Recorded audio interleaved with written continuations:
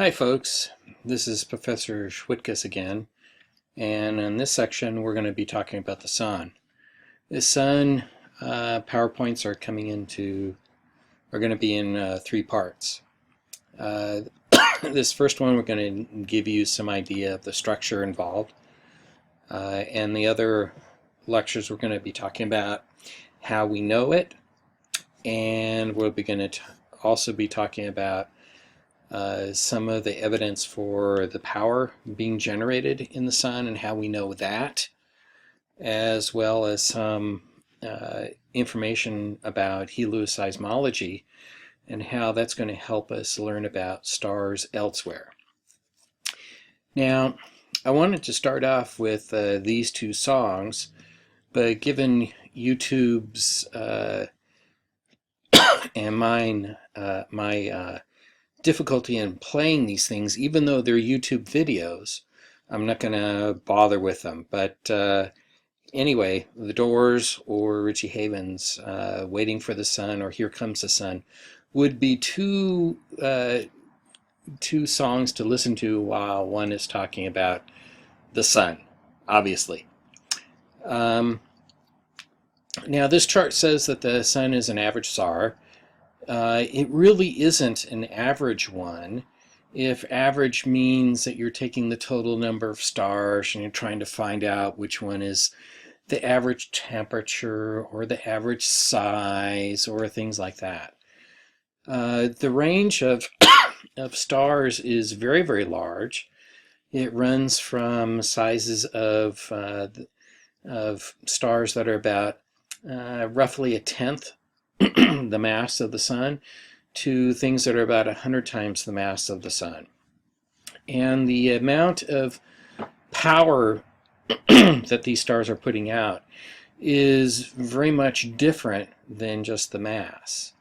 The sun, a star that's got 10% of the mass is putting out much, much less power. It will last trillions of years. It will die. Those stars will die when the whole universe dies.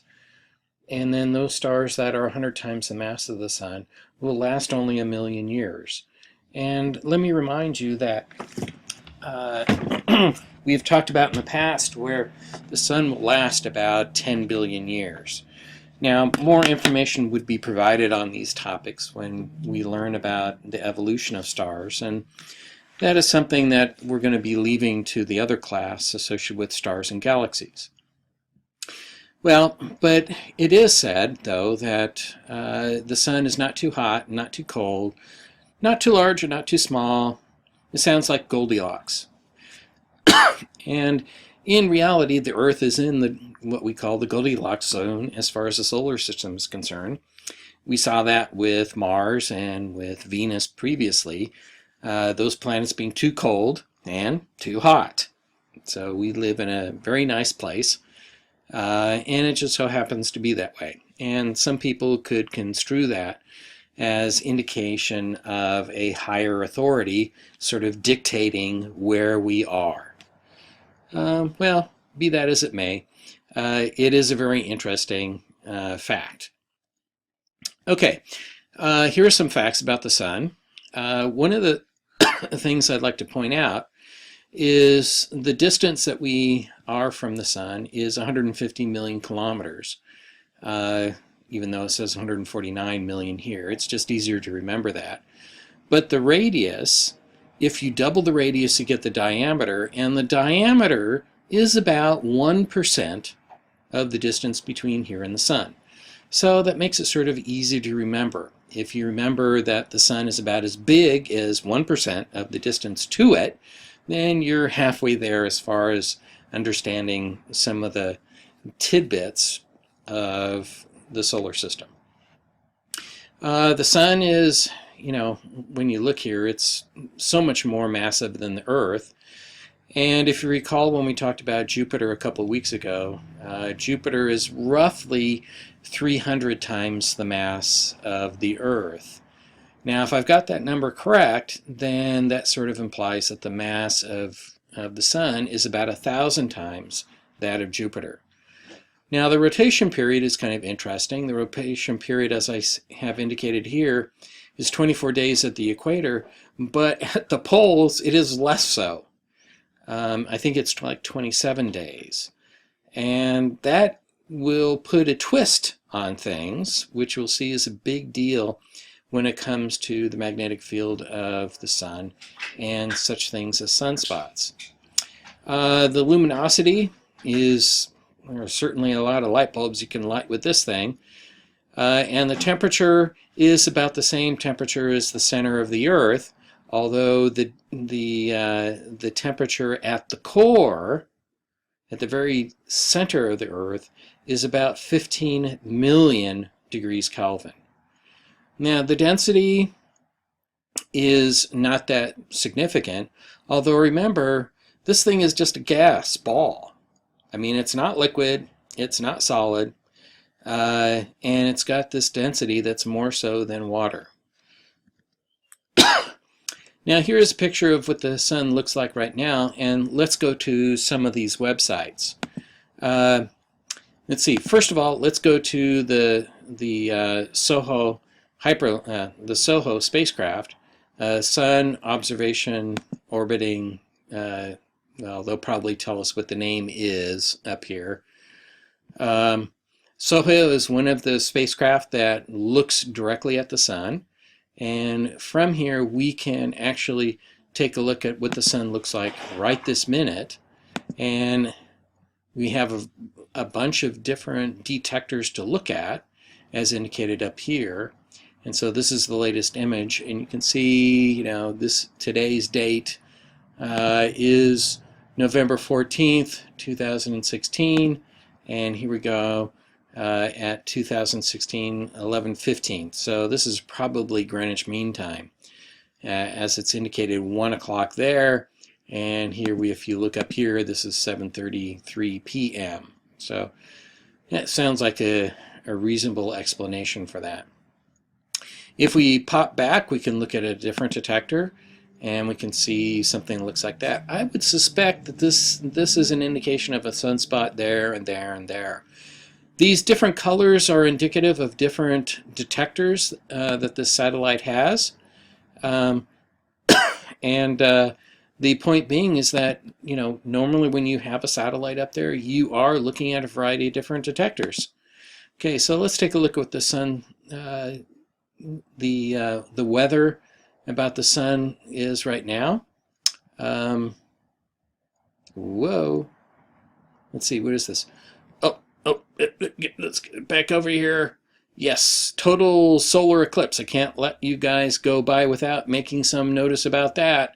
You better go see this, otherwise I'm going to give you a retroactive F for this class. This is a tremendous thing. I've been looking forward to this for a long time. It's going to go from, perhaps they're going to indicate it here.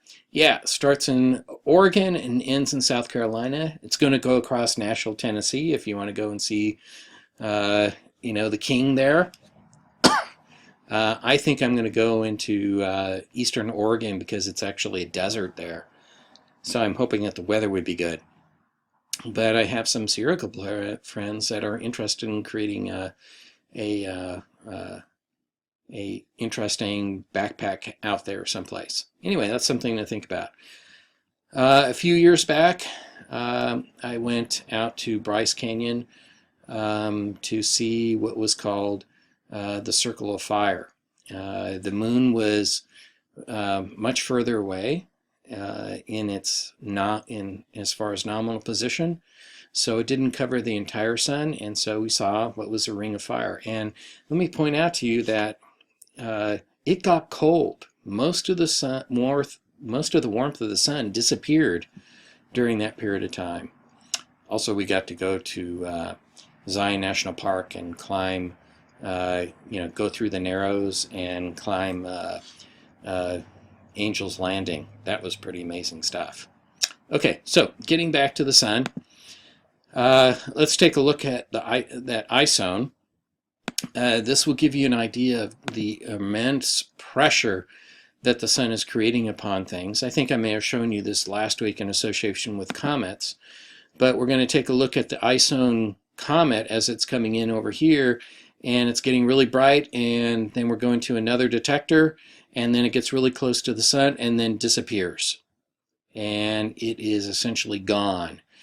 So as I think I've told you before, what ended up happening was I was interested in showing this this comet to my students in the evening, and during the daylight, during the morning hours, the comet was over here, and because astronomy lab classes are in the evening, I was not waking up early to see it, and I was hoping to see it later in the evening, which would be over in this position here, and obviously I didn't get to see it. It was a complete dud.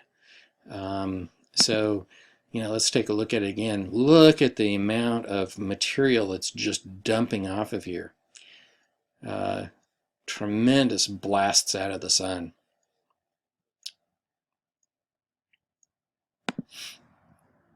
Okay, so you can get a 3D application for the sun from NASA, and let's continue on.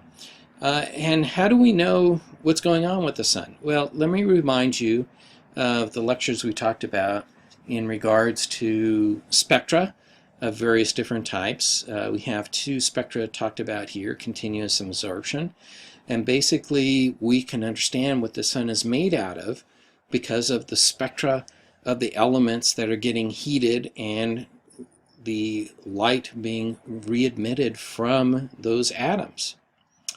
And so we can characterize the sun as having a particular temperature.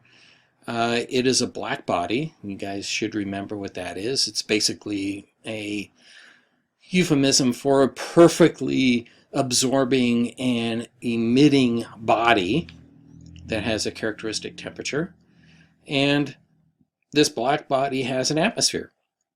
And that atmosphere absorbs certain elements and radiation, and that's why we have the absorption spectrum. So those of you that are interested in creating the CD spectrometer should be able to see the absorption spectra if you create a good enough CD spectrometer. I have created it myself, and a number of students have created even better ones than I have. I mean, really good, at least a factor of 5, maybe a factor of 10. All right. Now, if you look in detail at the lines of the solar spectrum, of which this is a picture of one, then you see all these absorption lines here. Okay, here are some characteristic ones. These are the sodium D lines. Here's one of the hydrogen lines. That's probably a hydrogen line there as well. If you look at the constituencies of these elements, how big are these lines? How thick are they? How do they stand out? Then an expert spectroscopist would tell you that the amount of elemental content has these fractions. As you can see, hydrogen is by far and away the most common atom in the sun, followed by helium, and then we go to carbon and oxygen and nitrogen and other guys down the line. There are basically three, once you get past hydrogen and helium, there are a couple other categories. So these guys and these guys. Okay, these guys are being sort of created because of hydrogen converting into helium and the byproducts of that. So the byproducts of carbon, nitrogen, and oxygen to lesser extents. And then these guys are what happens when you have hydrogen burning in the core itself. Now we'll get on to what's going on in the center of the sun in the next lecture or so, or next part of these lectures. But you can see the tremendous difference, basically a factor of 10 from these to these, and then a factor of 100 up to these guys. Now, this is by percentage of atoms, and by percentage of mass, you have something similar. Let me remind you that these numbers are, connected, because remember, hydrogen has a mass essentially of 1, and helium has a mass of 4. Okay, so basically, let me point out again that the sun is mostly made of hydrogen and helium and nothing else. Here's some interesting pictures of the sun, showing some activity there.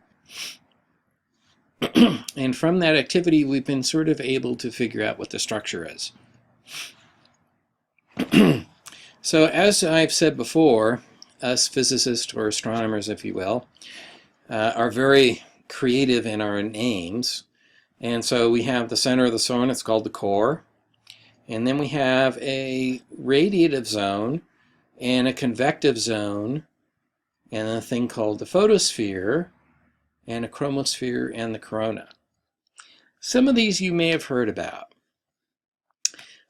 You've heard about the convective, as you might expect, that in this region we're going to have convection going on.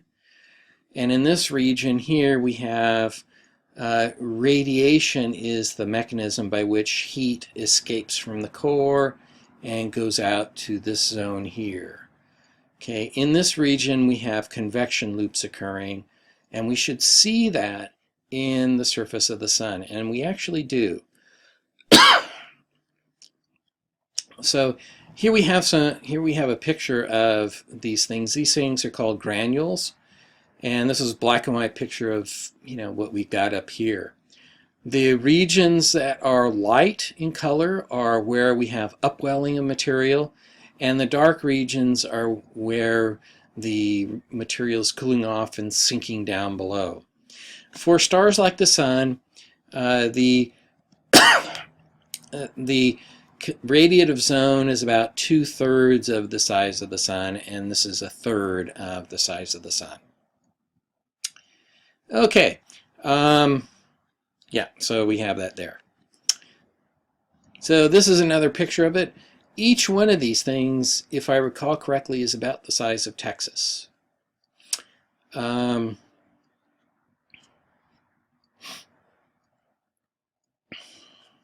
The photosphere is the part of the sun we see. And this is kind of an interesting point I want to get across, and I'm not sure if I'll get it across. But when we look through our own atmosphere, say for example, looking at the mountains in the LA basin, I live close to, I live in Torrance, and if I look towards the mountains north of me, particularly like Mount Baldy or something like that, which are like 10,000 feet high, I don't normally get to see them every day of the year. And in fact, some days I can see it pretty clearly, other days I can't. And in fact, other days I can't even see a mountain that's 1,500 feet high that's less than a couple miles away.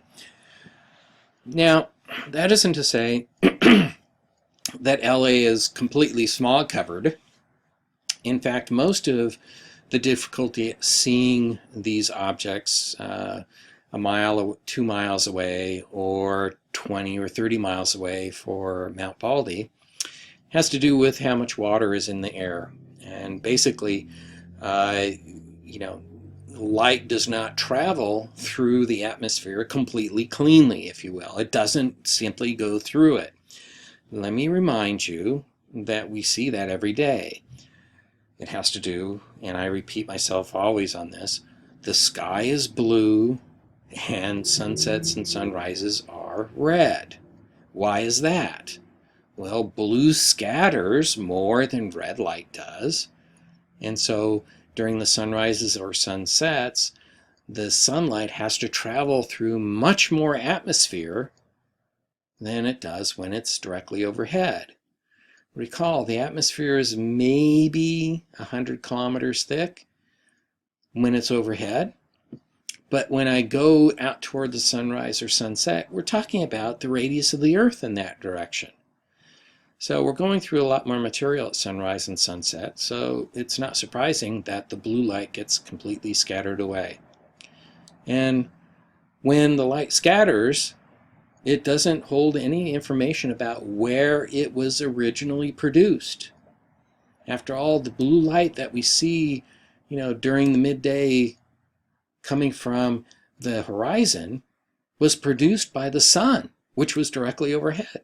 How did it get there? Okay, long story short, the same thing occurs with the photosphere. The photosphere, at best, will allow light to travel 400 kilometers without being rescattered. Once it gets rescattered, then that light is going to appear to come from someplace else, or it will miss us entirely. Well, the photosphere appears to be very, very definitive in its edge. It's not blurry at all.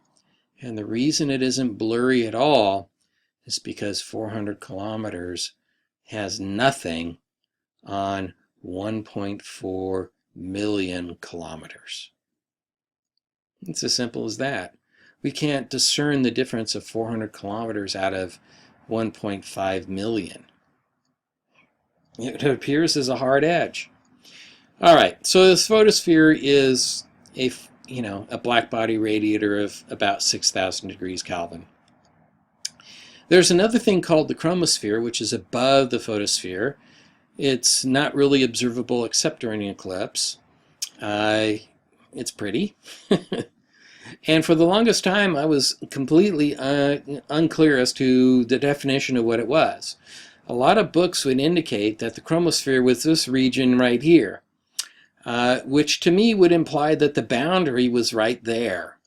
I have since discovered, and for the longest time I would tell my students, if you could tell me the difference between the chromosphere, or what the chromosphere is, or the difference between it and the photosphere and, another catch-all term here, transition region with the corona, then I'd give them some extra credit points. Well, nobody was able to tell me. But basically, this picture is wrong.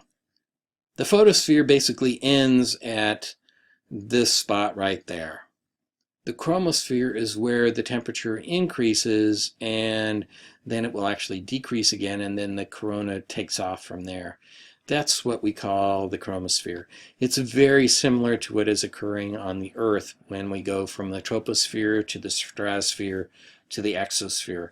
When we go down to a minimum temperature and we start climbing again, that's when we have another process taking place. And it's that spot where we're calling it a different sphere. Okay, so that's probably discussed right here. And in a lot of books I would discover this sort of statement here, like, that's a lot of help. The other thing I found out was the photosphere is characteristic of absorption, and chromosphere is characteristic of an emission spectrum. Those are two different spectrums, and so I would really like to see that. Another picture showing the definition of the chromosphere here. Okay, so here we go with this photosphere, and then we have the transition point here, and then we have temperature. Here we have the chromosphere starts. As I showed you before, it's where we have the transition going from decreasing temperature to increasing temperature, and then we have Hall-Betts, coming off when we go to the corona here, which is, roughly 15 million degrees in temperature. Okay, so the corona, a very interesting spot. It's really hot out there. We'll find out it's almost as hot as the center of the sun. And one of the questions that I would ask you is, if it's so hot there, why don't we have nuclear fusion taking place? Chromosphere, or the corona, it's really hot there. And so we'd expect very, very energetic photons. And here's a picture of it. These energetic areas, the really bright spots, are associated with sunspots. So basically what we're going to be doing is correlating. That's what always is done first in science, is we correlate different events and seeing if we can understand them together. Once we understand them, if we have multiple avenues of understanding, then perhaps we can find something definitive. Solar wind. We have lots of material getting dumped off from the sun, as I've shown you in the ISON video a little bit before. We're talking about 10 million tons per year of electrons and protons. Remember, we said that the sun is made out of hydrogen and helium, but it's really what we call a plasma. Plasma is really just electrons and protons. It isn't really atoms. Now, in the original pictures I showed you, original chart I showed you, we had the total mass of the sun. It was something like 10 to the 30 kilograms. And we have 10 million tons of stuff getting dumped off per year. One of the things I'd like to do with my face-to-face classes is these two questions. The first one actually happened to me. Suppose you find 1,000 pennies on the street, and one of the things I would do is I would ride my bike to and from work. Oh, look at that, I don't even have this anymore. This sucks big time.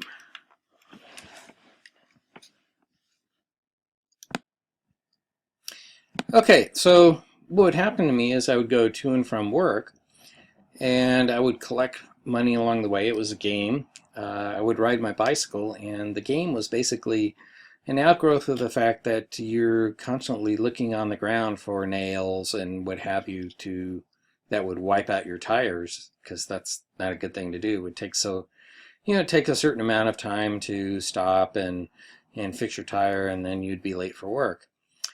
So you would pick up coins along the way, quarters and nickels and dimes like that, and so you would get pretty adept at that. And pennies were something that you would never pick up. But one time, I found a hell of a lot of pennies at the intersection once, and I picked them up, and I would give them all this money to my kids when I came home. And so I gave these pennies, I put them in my biking jersey, and it was all filled up there with 100 or 200 pennies, and I said to my daughter, okay, put your hands out, here's some money for you. And I told her she was going to have to get two hands to hold all the pennies I had for her, and you should have seen her eyes glow when all these pennies were filling up her hands and just overflowing. At any rate, the point being is that if you find 1,000 pennies and you decide to give your sibling or your brother and sister or brother or sister a penny per week, how many pennies will you have? How long will it take before you run out of pennies? The same sort of question applies to the sun. Remember, the solar wind is divesting itself of 10 megatons of material every year. And so the question is how much mass is lost the first year, considering, how much mass do you start with? Something like 10 to the 30 kilograms or so. And at this constant rate, suppose the sun lasts and all it's doing is divesting itself of this material, how long will the sun last at this rate? And what you should find out is that it's going to last a very, very, very, very, very, very long time. All right. Now, some of the things that's of interest, though, is the solar wind is coming off at a very, very high rate. As indicated here, we have something going off at 350 kilometers per second. High speed is 700 kilometers per second from coronal holes. And at this rate, it would hit the Earth in 2 to 5 days. And when it does, if we happen to be in the blast zone of one of these things, notice we're in the blast zone over here, but over here it's pretty clear. Okay, so we have to be in the right place at the right time. Remember, we're going around the sun. But if we are in the wrong place, like over here, then that's going to fry our electrical systems. So there is a concerted effort these days to deal with that issue. If you're interested, look at the effects of electromagnetic pulse. Part of this solar wind affects us and creates these beautiful storms called auroras. You have some in the north called Aurora Borealis, and then we have the ones in the south called Australis. It's on my bucket list of things to do. I'm sure you can see pictures on YouTube, videos of these things. They're just tremendous. It would be really neat to see them. The colors are reminiscent of the colors we see from electrical or electromagnetic transitions of excited molecules in our atmosphere, nitrogen, oxygen, neon, argon, things like that, to their ground state. So here's a picture of something like this. Green, I forget which green is. I think that's probably oxygen. I could be wrong. And when we do this, we look back at the sun, we can see activities, sunspots in the chromosphere. If we look at an H-alpha filter, only looking at the light associated with the H-alpha spectrum, then we see these things called filaments. And if we look at different frequencies like X-rays, then we see active regions associated in the corona area. As mentioned before, we have sunspots, flares, and prominences are occurring together. This is indicative of solar sunspot activity. So a blown up picture of what we see here. And if you want to, you can look at the SOHO NASA website to see sunspots on a daily basis if you so care. Okay, photosphere activity, sunspots, they occur on the surface. They're cooler than the the other regions. That's why they're black in color. They occur in pairs, and I'll show you the information associated with that. And the granules we also have seen before, and those are from the convective loops that we saw before. Chromosphere activities, we have these names here. They're sort of just names to me. I mean, we have lots of activities going on with these sunspots. I mean, if I look in a visible spectrum, I would see a sunspot there, and I'd see other sunspots around in this region.